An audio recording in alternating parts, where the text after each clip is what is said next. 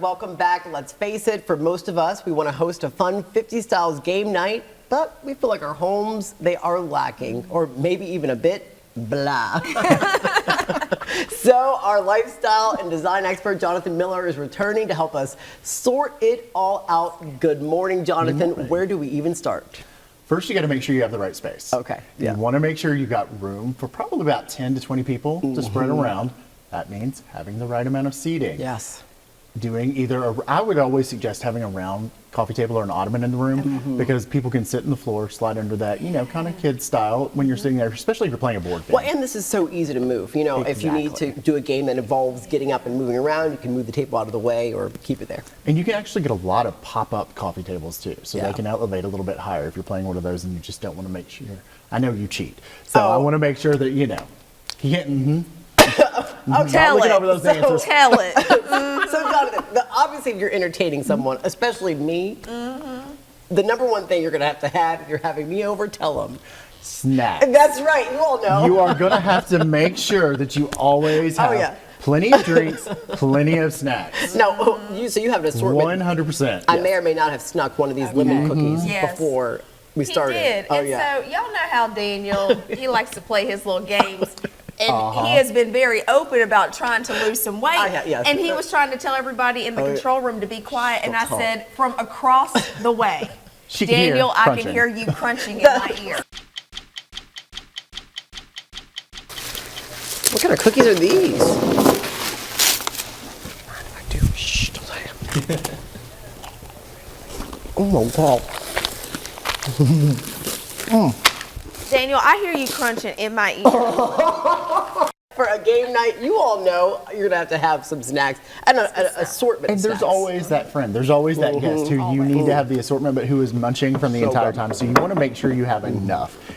A game night is not a vegetable plate party. You need to have something hearty. You need to have something sweet. You have something for everyone. You also want to have plenty of beverages. You want to have alcoholic beverages, but you want to have non-alcoholic beverages for your friends who don't drink. And they make they came out with a whole line of mocktails because after COVID, people wanted to go out, but they didn't necessarily want to drink all the time. So they came up with a mocktail gin, a mocktail vodka. None of these have any alcohol in them. So you can have the kind of the cocktail to hang around with your friends, and you don't have to have the alcohol. And a lot of people right now are doing dry January, so that's also a great option for those folks It's as well. extremely true. So now you want to plan ahead. You want to start an email chain or something with your guests beforehand to throw out some game ideas, because you don't want to ever get to an event and somebody be like, oh, I don't want to play that.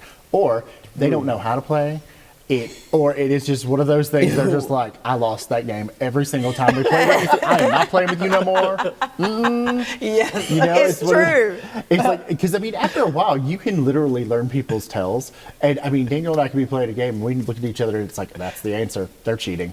Like, no, we didn't cheat. We didn't say a word. We just gave each other a look. Well, and you're totally right. You never want to have a game where, you know, someone comes to your home and they're excited about the snacks, and then you say, oh, what game are we playing? Oh, you're a liar? Oh, yeah. You know, and then someone's face goes, that's right. Oh, so. And you've got those fresh games, too, like that. Like, you're a liar. That's just like, you read the title and you're like, what is this going to be about? This is going to be amazing.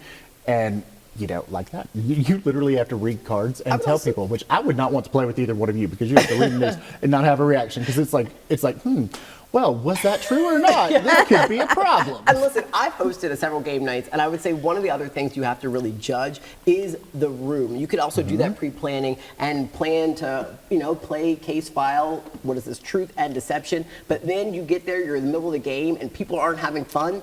Don't be afraid to ditch the game. That is part of the whole thing. Have the backup, you know. People also like to stay late sometimes, so you want to have a second game just in case. You want to always be prepared for everything. So, but wait. So how do we get folks, if they do like to stay a little bit late, what signals can we send them to say, hey, listen, it's time for bed, I'm tired? Get out. Be straightforward. Just be like, I got an early morning. I need you to leave. I'm out of cookies. Goodbye. And they're your friends, so they should understand that. Exactly. Look, y'all ain't got to go home, but y'all can't stay here. Y'all better lock up when you leave.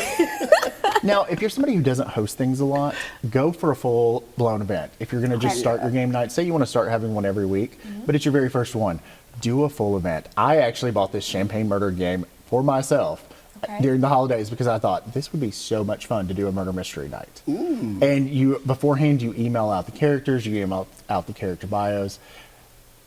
You know who's getting murdered, who doesn't. The person who's getting murdered knows, but nobody else does. Yeah. So then that way you arrive in character and you're able to start from the very beginning.